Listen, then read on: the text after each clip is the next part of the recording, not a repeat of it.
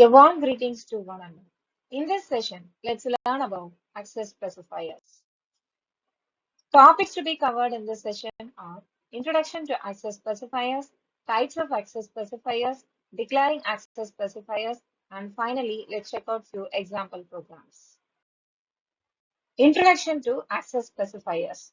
Access specifiers or access modifiers are used to implement an important aspect of object-oriented programming known as data hiding.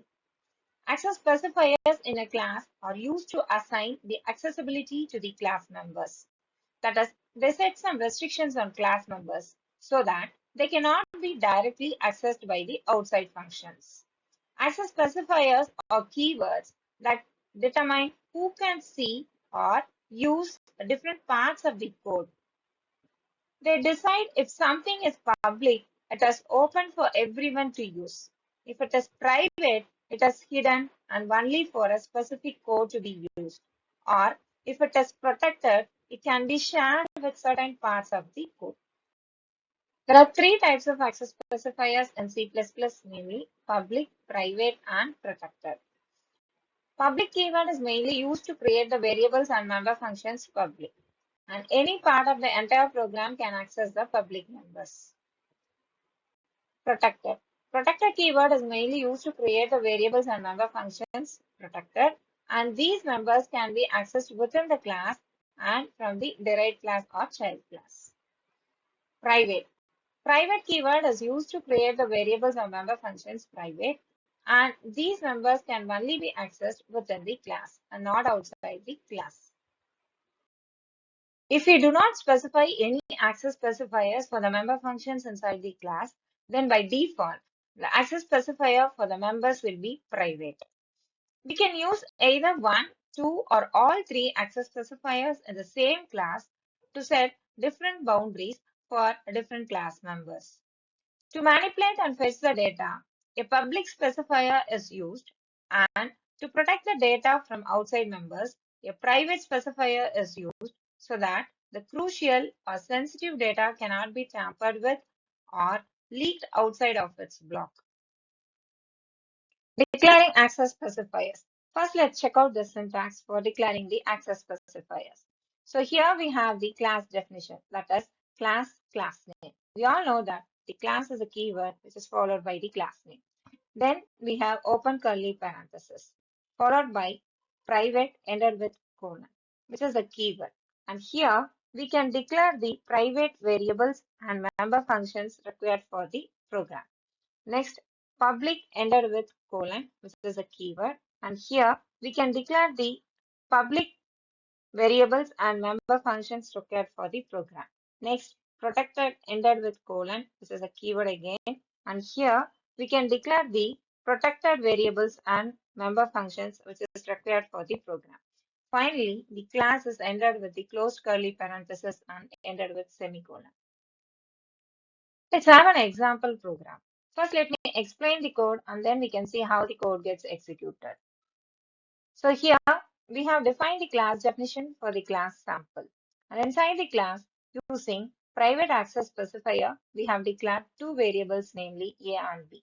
The variable A is of integer data type and assigned with the value 5. The variable B of integer data type and assigned with the value 4. Next, using public access specifier, we have declared the function add with void return type and with no arguments. So inside the function, we have declared the variable C of integer data type and assigned with an expression A plus B.